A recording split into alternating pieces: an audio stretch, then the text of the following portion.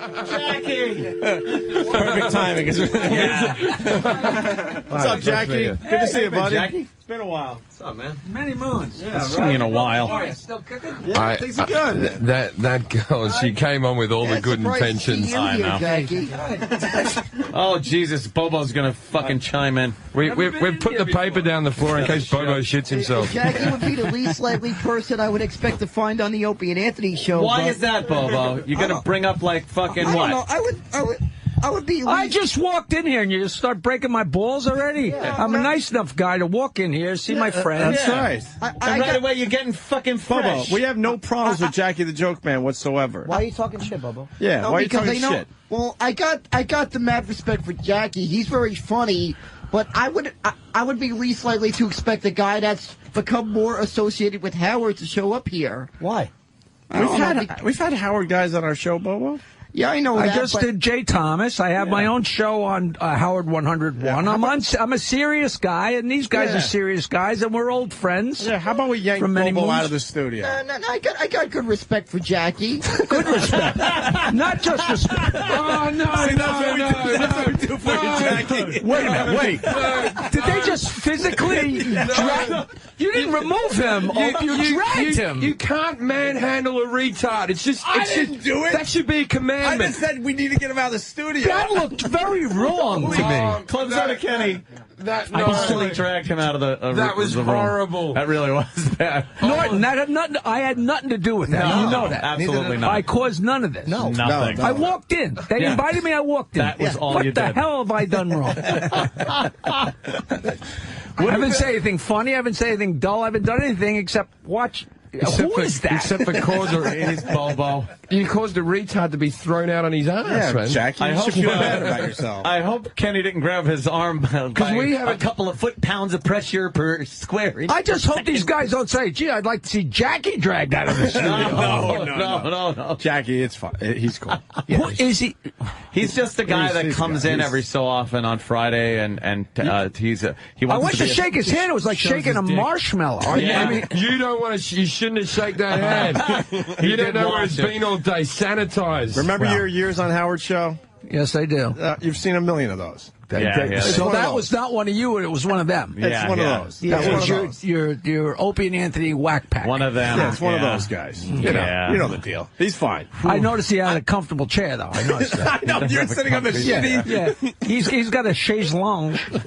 I'm sitting here. Do you want to switch? You want to sit there? No, fuck no. He was sitting there. Yeah, exactly. You don't want to Only share the that best seat. for us. They gave us the best couch, man. He may Look at have that. urinated. So, hi, guys. I always wondered what was behind this curtain. The curtains are always closed. I wonder what the hell's going on in here. Well, it's Sirius doesn't like us having any kind of pornography on the screens with the windows open, and since we pretty much constantly have pornography on the screens, we have to keep it shut. I understand. Yeah. You look very healthy. You look like you lost weight, man. I lost 55 pounds, and I'm ready for my close-up, and I'm having fun. I quit drinking a long time ago, and I thought that was going to be my deal with the devil. I was going to get a perfect body, and you forget when you quit drinking, you start eating. Right. So I was a big fatso. The best way to lose a lot of weight is to get real fat. So I was like 215, and in the summer, my girlfriend said, you're too fat, and I just said, well, fuck this. I'm going to, all I did was ride my bike and eat like a human. All the billions of dollars on the stupid diets. The secret is to not eat a lot. They could spend billions of dollars and jump through all these fucking hoops, and it just don't eat so much, and it falls off, Where are you living? I met you, I think, once with Colin. Did you used to live in his building? Yeah, we live together. No, we live in the same place, and I live out in Bayville on Long Island. Oh, on you the still North there? Shore. Okay. Oh, yeah. So I get, and I commute at night and smoke pot, and I got a great life. If I wasn't out of money, I'd have the greatest life in the world. I don't work, that Stern money will last forever. And you know what today is? Forever. Forever. You made it to forever. If you keep spending it, you wind up having less. Did you ever know that? Yeah, that does go away. I was making so much money, and I know you guys can relate to this. Definitely. I was making so much money. Keep talking. And you spend it, and you have a great time, and then I quit my job, and I was like, well, I'll just change my lifestyle. You can't. And then you go out to dinner and say, well, I'll start tomorrow. And then you buy this. And I'm going to the Cannes Film Festival. It's costing me $1 billion. I can't. People's like, How do you afford that? I can't fucking afford it, but I'm going because I'm scared. I'm so scared I'm going to die with money in the bank. Yeah. You know what I mean? Yeah, zero balance when you drop dead. Yeah, I want to spend my last $20 tipping the guy as he throws me in the fucking hole, you know? But you just don't change your lifestyle. You just keep spending and spending and spending because it's fun, you know? But what's the sense of piling up some money if you can't go through the pile? You know? How long did it take you to kind of go through it? It's been like 8 years. I'm not quite done. I'm not quite done. Jesus you know, Christ. I made a real lot of money the last 2 years and a decent amount of money the 3 years. You know what I mean? I made very little. Everybody knows how much I screamed and yelled and bitched and walked out of the show to try and make more money. If I hadn't have screamed and yelled all those times, I would have never gotten into the ballpark where I was making decent money. You know? So I didn't make a lot of money for 15 years. I made a lot of money for 2 years. I remember the For Our Own Purposes letter. Oh, God, I went on. That was a good Do you one. Want the greatest, his letters on the air. The greatest negotiation. It was great. I don't... Stop me if this is too boring for your show, because I don't know your show. No, don't worry about it. I used to go on the road, and so I befriend everybody I meet. So I go to the affiliates, you know, and I'd always do shows. I was like the ambassador. I'd do stand-up anywhere, because they always wagged a lot of money. And I was making enough money on the show, I didn't need to do stand-up. But, you know, you do stand-up for no money. All of a sudden, they waggle money. Yeah. You can't say no because, you know, someday you're going to be where I am now, you know. So I go to this place, and the general manager becomes my friend, and he explains to me how much money they spend, and they tell me all the details. And it turned out that it was $250,000 to have the Howard Stern show. No matter how small you were, they didn't start talking to you unless it was $250,000. Wow. So I knew that that's how much they got per affiliate. So it came up time for my contract. I was making $300,000, and they offered me a 10% raise. Jesus. And I said, I don't want a 10% raise. And Tom Chiusano said, how much do you want? And I said, $100,000. And he fell off the chair. Now, this friend of mine said, listen, when you go on stage, you tell jokes. That's what you do. That's your job description. Your general manager, his job description is you walk in and ask for a raise, he falls off his chair. Yeah. That's his job. Now, since it had been 2 years since my contract, and we had added 10 affiliates. Now, I know that the smallest affiliate is $250,000, even though a bunch of them were a lot bigger. So I know there's 10 affiliates at $250,000. So I thought to myself, $10,000 per affiliate. Okay, that's 1/25th. I'm 1/25th of the Stern Show. I got to be, right? So I figured 10 new markets, $10,000 times 10, $100,000. Made sense. I go into Tom Chiusano. This is so fucking beautiful.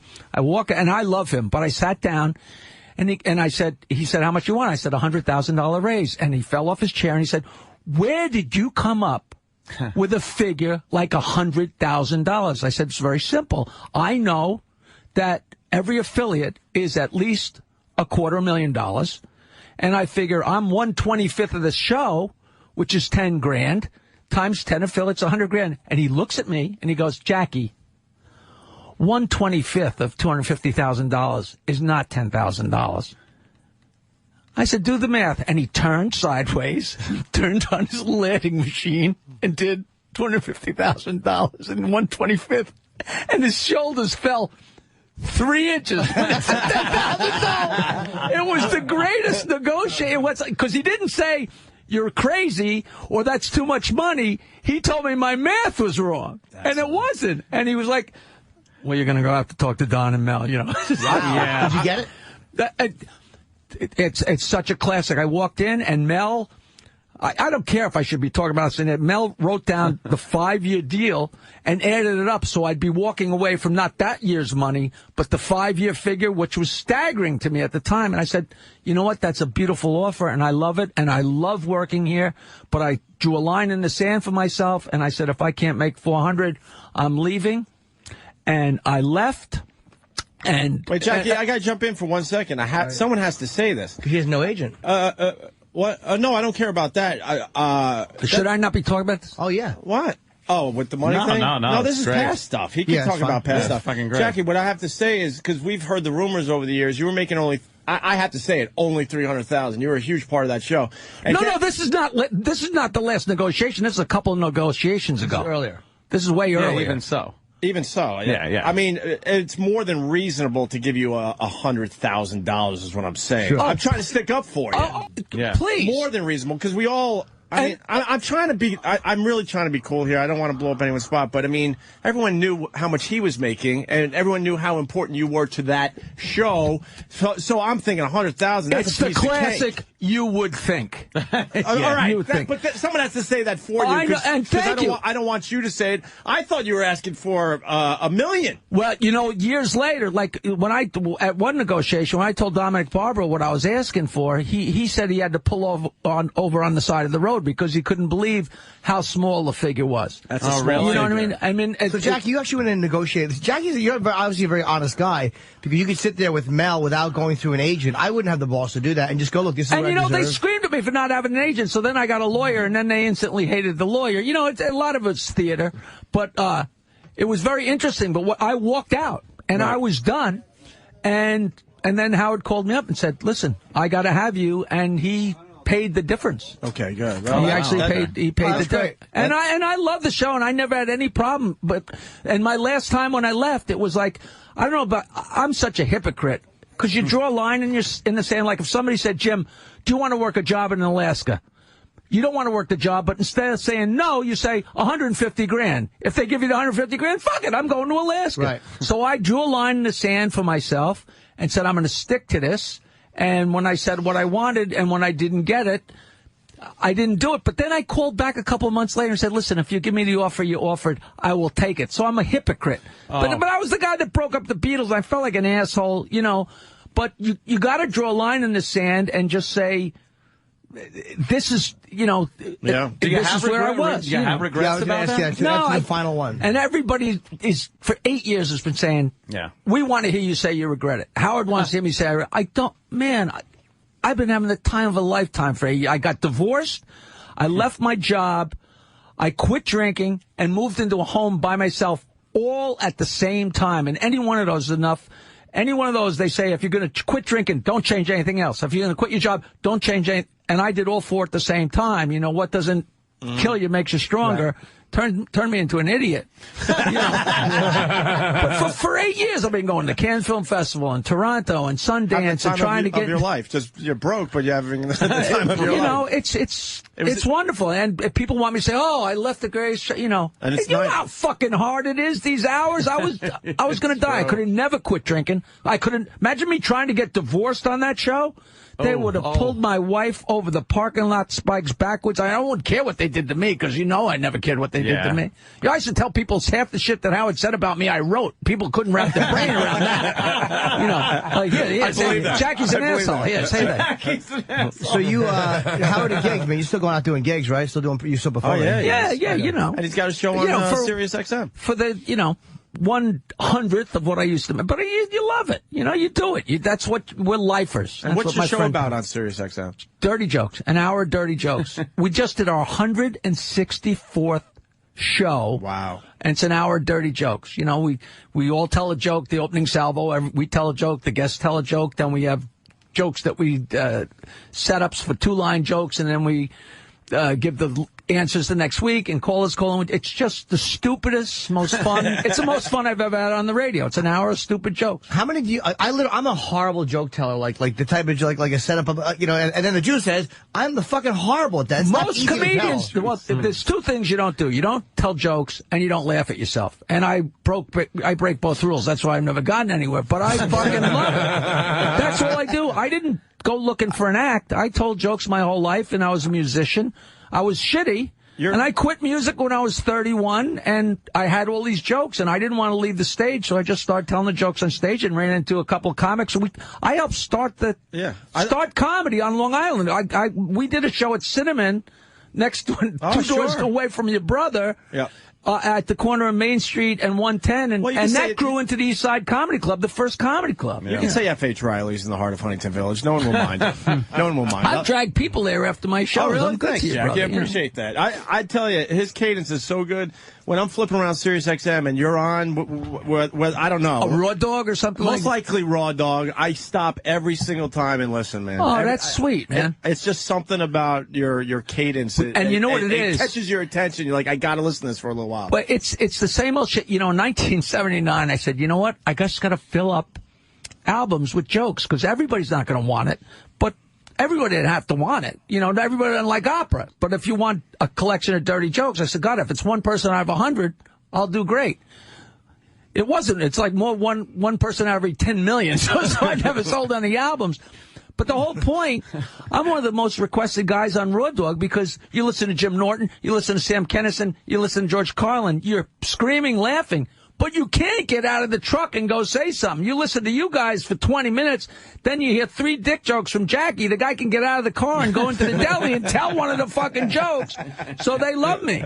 You know, I mean, it's got nothing to do with me. I'm just a conduit to get the stupid jokes to people, which is what I've always been, you know. Did you have any, when you, because we were off the air for 2 years, and it was fucking. Oh, it's brutal. It was different circumstances, but I just felt like I will never recover from this. I finally had something that allowed me to be, to draw an audience. Did you have any regret, like, even though it might have passed, did you have any depression or any of the stuff of like just wishing you hadn't done it?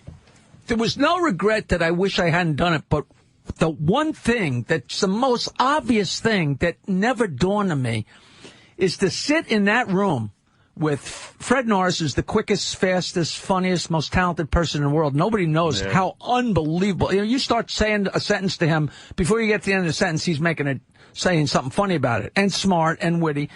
And being with Fred and Howard and Robin for 15 years, it's an unnatural situation to be sitting in a room for 4 hours laughing. You'd sit there and laugh, and you didn't even realize how much that's doing for your head or how fucking wonderful that was. And that's what I miss. Not the money, not the fame. It's 8 years later. They still play me so much on that thing. I'm as famous, walk down the street. As many people know me now as knew me 8 years ago. It's never fallen off. Not that a lot of people know me, but as many. It's a very small amount of fame. It's a comfortable amount of fame. But sitting there and just, you know, guys, you sit here and laugh. It's like, wow. I don't have that anymore. Well, that's why I want to go in and sit down with people. That's what I could care less about the negotiation or anything, but the regret is, you know, you go to a bar and sit with a few guys and shoot the shit for a couple hours and tell a bunch of jokes. I get the same jizz. That was the problem when we got fired for 2 years. We were being paid. We were being paid. But fuck the money. It wasn't even about the fucking money. Not even a little bit. It was being in this. Wanting to fucking hang out. Yeah, Opie, why don't you come over and let's sit and laugh for 3 hours? We get on the phone. We get on the phone and do a show for us. Two people. For us. We're flipping through channels, just making jokes. And you don't even realize you're doing it. Like, Jesus Christ, it's like, boy, this would have been funny for a few million instead of 2. And that must have been the same for you. I lost both of their numbers and immediately hopped on Colin Quinn's fucking coattails. Wow, what a coattail that was. I understand that. Right into a brick wall he ran. How long ago was this? How long ago did you lose the show for? That was August of 2002. It's been a while now, but 2002 came back to 2005. Was this the infamous church thing? I didn't know it was 2 years. 26 months total. 2 years, 3 months. Wow. There's no compete. They made the show. We tried to get out of the contract because we had Clear Channel ready to go. Did you just drink all day? Hold on, I'm telling Jackie something here. Clear Channel had us ready to go. They ready to throw us on. I never understood that non-compete. And they said such horseshit. They wanted control. They knew we would maybe hurt, the company a little bit if we went somewhere else. So they said no, which is flattering. It was very flattering, Jackie. But flattering and money and all that is not sitting around laughing and having the time of your life. After a while, you realize like everybody you know is working, so there's no one to hang out with.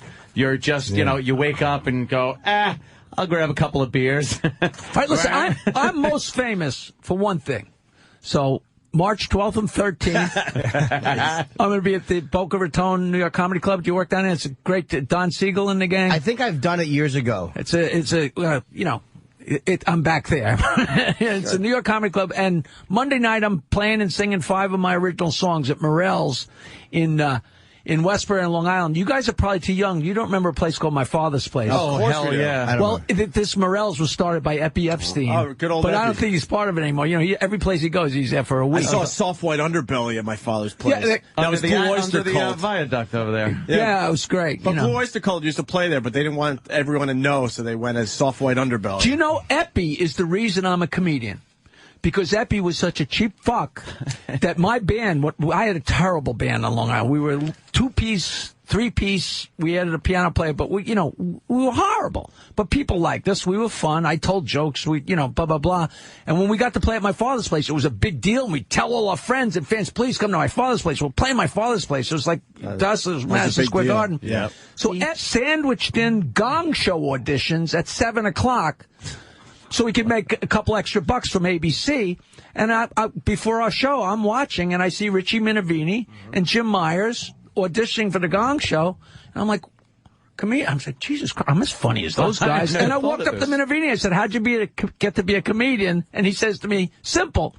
I had cards printed up. And I still have I swear to you, I got it on my website. He hands me the card, a little picture of Betty Boop, and it was Patti Smith's mother was a booker, and he said, you should come over to Dixon's White House Inn. They stayed and watched my band. They loved me, and I went to Dixon's and met Bob Nelson and Eddie Murphy and Minervini, and I became a comedian because of stupid Epi. Wow. You know, My Father's Place, yeah. And so Morel's is an outshoot of My Father's Place. It's called Songs from the Hive, and I'm playing some songs, and that's very exciting for me to get to revisit it's like revisiting an old girlfriend that slammed the door in my face, you know. I was actually booked in East Side the week it closed. I went there, and now they didn't tell me it was closed. I actually got there, and there was literally a padlock on the door. Well, you know, they literally came in and took the cash register and the tables and the chairs, the whole thing, you know. A little weird. Yeah, there were some issues there. I think that somebody had to check into something. You know, he used to wash dish. That was the new East Side in Farmingdale. The East Side in Huntington. You know who the dishwasher was? Judd Apatow.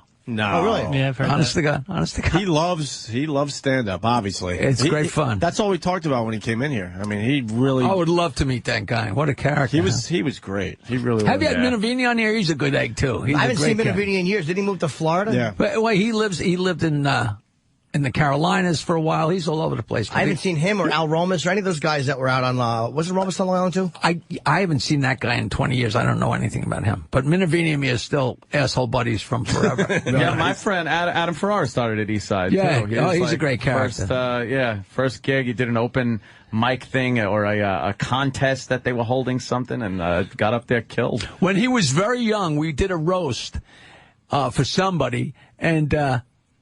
I had just met him, and I really liked him. You know, the kind of guy. I liked him right away. And I went up and said, you know, they say you are what you eat. You are what you eat. So I guess Adam Ferrara is a cunt. And he went around for a year going, Martling called me a cunt. That's great. Martling called me a cunt. You know. See him enjoying that. We're going to have to remind Adam of that when we see him. Exactly. And now you came up with Eddie Murphy, right?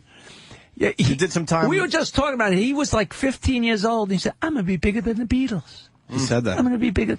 I put out an album in like 1979. Never was. Before there was even an East Side. I recorded an album at Cinnamon on a cassette. And Eddie came up to me like right after the East Side opened. He said, Jack, you have an album? I want to have an album. And I said, I'd love to help you, Eddie, but I'm too busy. I got a list of shit like that. You know, mistakes I have made. I should write a book. Mistakes I have made. Sorry, Eddie, too busy. He owns an island. Eddie Murphy owns an island. Apparently. Does he? Yeah, owns an island. He's still making $50 million a year, I think. Why are you rubbing it? Jackie doesn't even know where his next I meal's can't get coming a from. fucking gig, and Eddie Murphy's got that. Fuck you. Is that story Jackie's about... working the island. Sometimes when I can get the gig. Is that story about Bob Nelson true? Because Bob, I don't know either. I think I met him once. He's a great guy. It really affected him when Eddie went through the roof. Did it affect him badly? You know, but that's like people saying, oh, Jackie wrecked his life when he left the Stern Show. It's the easiest place for people to go. You know, there were the identical triplets. Bob Nelson, Rob Bartlett, and Eddie Murphy. You know, with Eddie being black, that was the laugh that they were the identical triplets.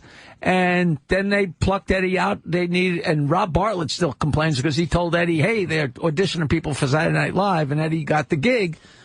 But no, especially Nelson. There's nobody nicer than him. He couldn't have been more thrilled for the guy's success. Okay. You know, just so easy to say, oh, they're bitter. You know, this guy's bitter about that. This guy's bitter about, you know, please.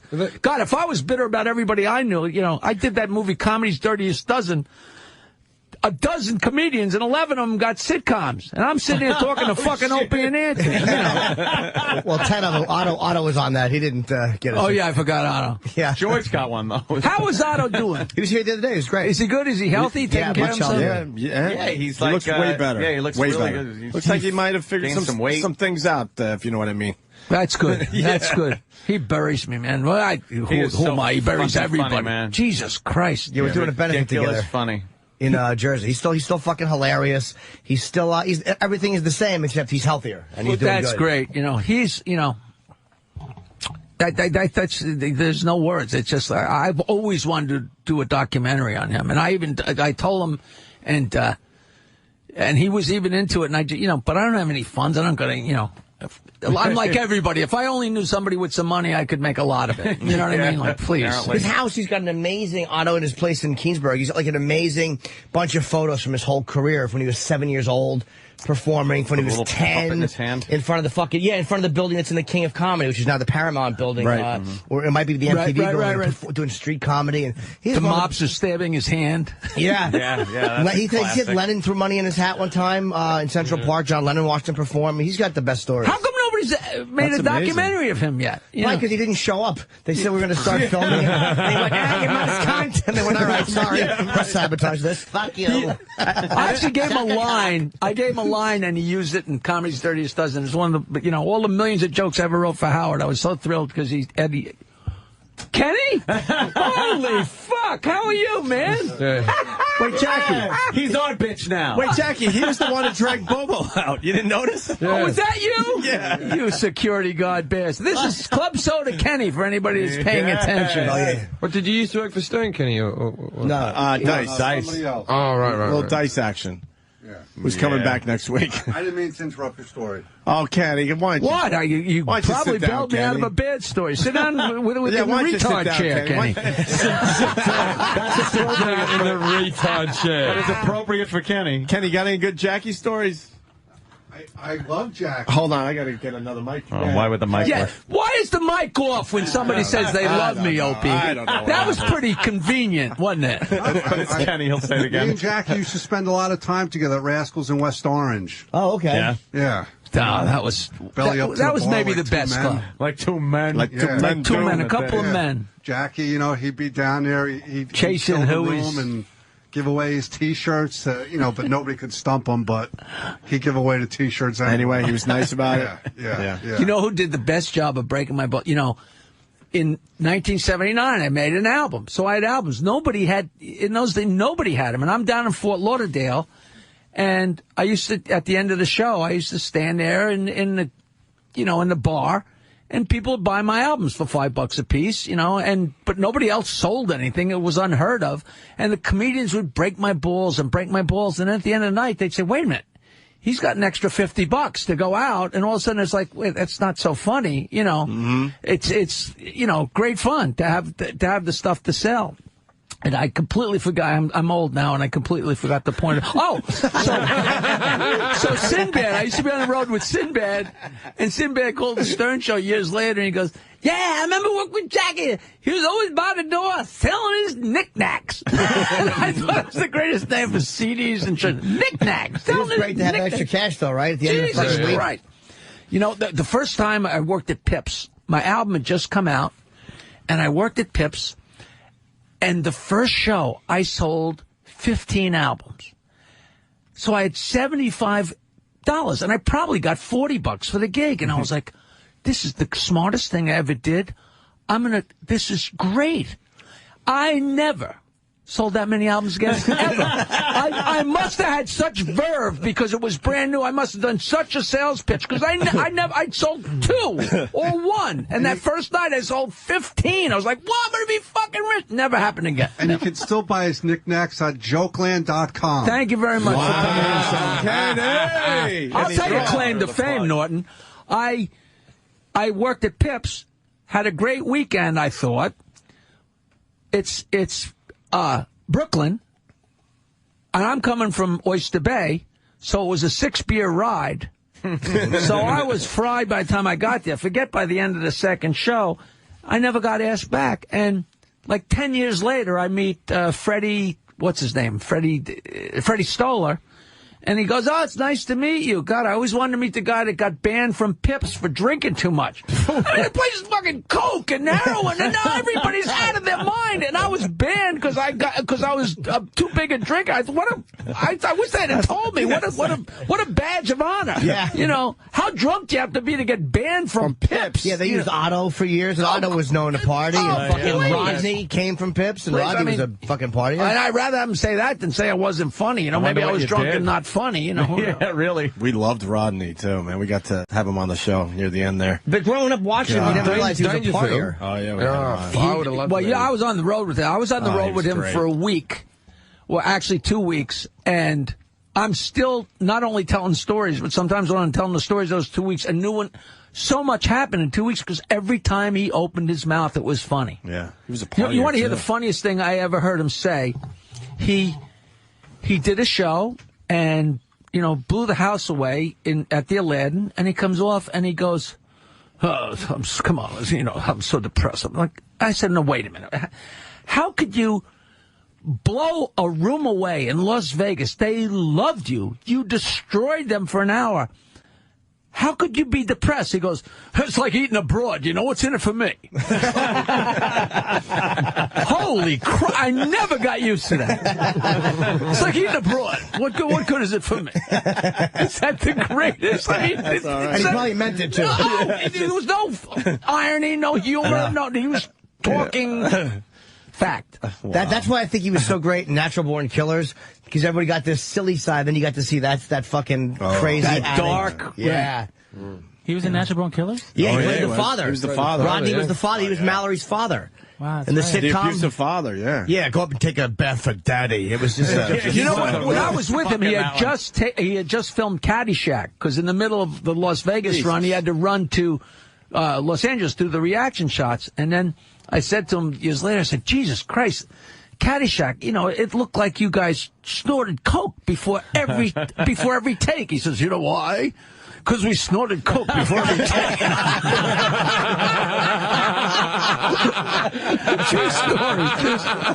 The other funniest thing he ever said, you know, it's the fact that it's not funny and he's just talking that made him. So when I first went away with him, when I went to meet him in his apartment, I said, listen, you just have to know I'm going to laugh every time you open your mouth, and I'm not sucking your cock.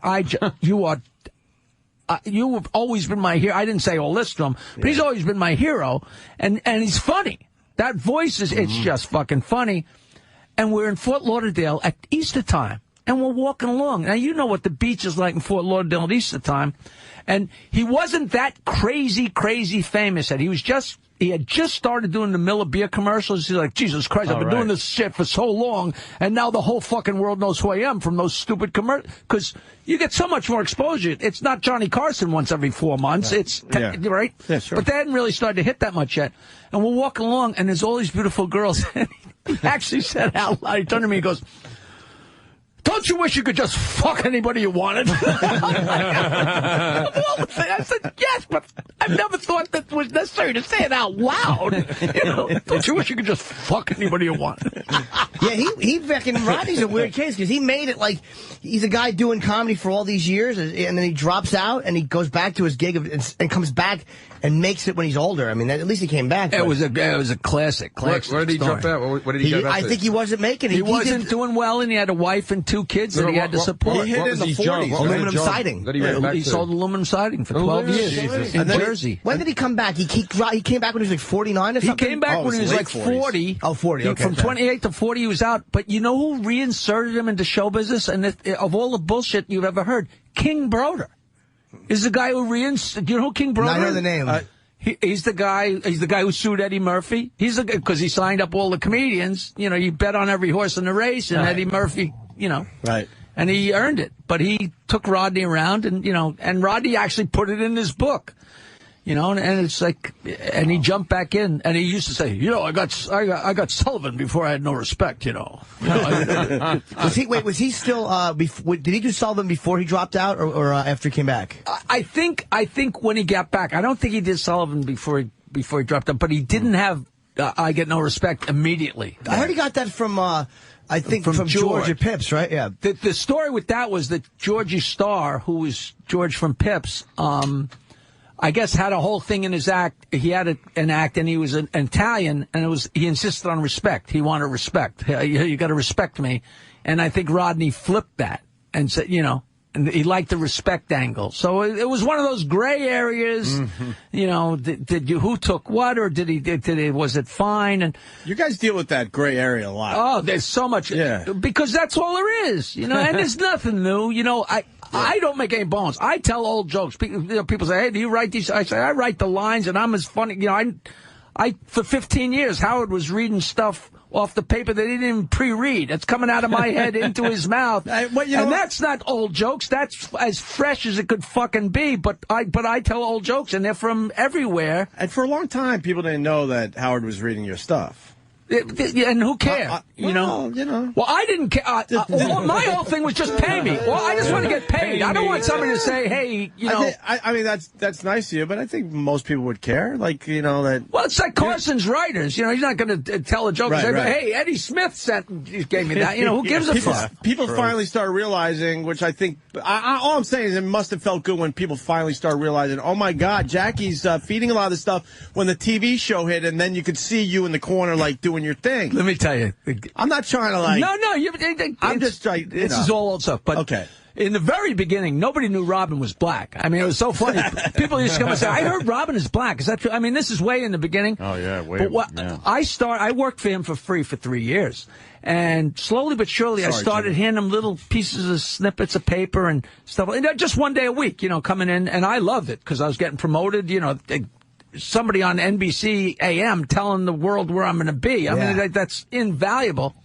And I used to go on once a week and bring comedians with me. And there was so many comedians that say, hey, what's it pay? I'm not coming. And to this day, they're like, I can't believe it. I said, no. Right? Yeah. Right? Yeah. So we go to mornings, and he says, I want you to do your thing with the notes. So I'm passing notes, and nobody knows it. And I don't know whether it had been a month, a year, whatever it had been. But nobody really knows. It's not that we're hiding it. It's just kind of like a thing that, you know, nobody ever said, hey, Robin's black. It's like, you know. Right. So. Everyone was cool with it. I think this is the most fun story. So Robin says, oh, yeah, there's an oldies quiz. And the people from Congress really had a tough time with the oldies quiz because they didn't know the answers, and people thought that the congressmen would know more about the United States. And Howard said, well, Robin, give me the rock and roll quiz. So, of course, you know, we're all sitting there, and she starts asking him questions. And as he's asking, you know, we're cheating and giving him the answers. They know, I know oldies, you know, I was a musician, blah, blah, blah. And so she goes, what are some of the hits by Gary U.S. Bonds? Now, you guys probably aren't old enough, but Gary U.S. Bonds, who ironically has become a very good friend of mine, had a huge hit in the 60s called Quarter to Three. Don't you know that I dance till 2:45. My mama and daddy G. You know, it's a classic dance song. So she goes, what are some of the songs by Gary U.S. Bonds? And I wrote in digital 2:45 and put it up. And Howard goes, 2:45, and Fred, I got it on tape. You got to hear it. Fred, no! And we start screaming. Robin's screaming. I'm screaming. We're laughing. And Howard's like, what's going on? Because he had no fucking idea. What's going on with it? And she goes, and Fred goes, it's 2:45. And he goes, you jerk. He says, if you're going to cheat, at least. And I'm, in my mind, I was like, now the whole world knows that I'm writing. Right. Nobody had any idea. Nobody put it together. They thought it was just being funny. Is that a classic? Is that a classic? Yeah. String of Peloponnese. Right. Wow. I did not mean to come in here and hijack the show. Good, please. We were honestly having kind of a. Were you listening to the hour today, before you got here? Yeah, you should come in at 9. I don't listen to this shit. March 12th and 13th, New York Comedy Club in Boca Raton, and Morel's on Monday. I got to call Sid. Do you know Sid Rosenberg? I got to call him today. We still love that guy. He's a great character. I got to call him because he's in Miami and he's going to help me. He's the only guy that has blown up more spots than me and Ant, so that's why we love the guy. I actually never, March 12 and 13 in Florida, I would actually go to that, but I'll be in Chicago. Yeah, I know. At Zany's, 2 different places. See, I like to whore my plugs, too. I just fucking chop them whenever I can. You got it. Do you work at the Wells Street? No, I do one night in Vernon Hills and one night in...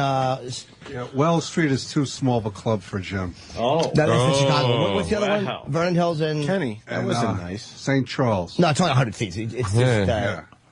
I love Zany's. I've done that room. I used to love going on a Thursday and doing a show there. It's a fucking great club. You know that used to be a whorehouse. No. You know? Oh, that's a great...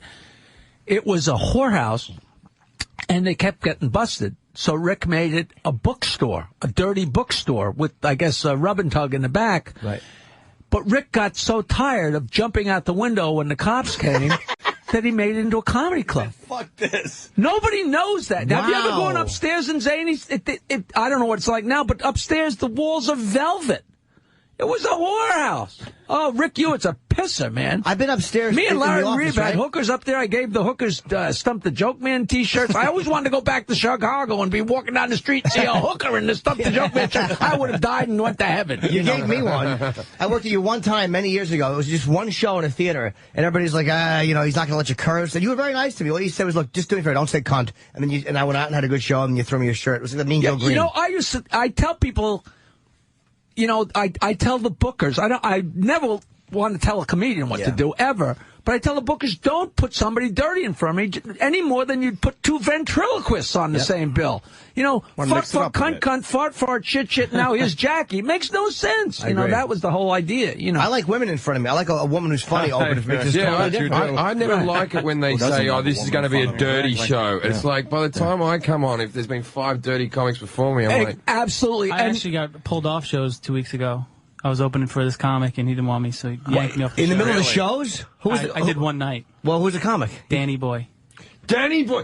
I'll tell you something. Because you were too Boy. funny? No, because Danny Boy is better looking than him. No. Actually, no, you're better looking than Danny Boy. Danny Boy's whole thing is that he's good looking. No. And you just top-trumped the little fuck. He was sucking wind the whole time after. And Google the fuck. Supposedly, I was too edgy of a comic. Really? But we know what that means. No, Fucking Jeffries is digging you, man. No, He's fucking digging you. No, Google him. I'm telling you. Google it. Danny Boy, man. He's this good-looking Scottish lad, and he's half Indian, and so he's just, Stop. I'm getting a hard on him.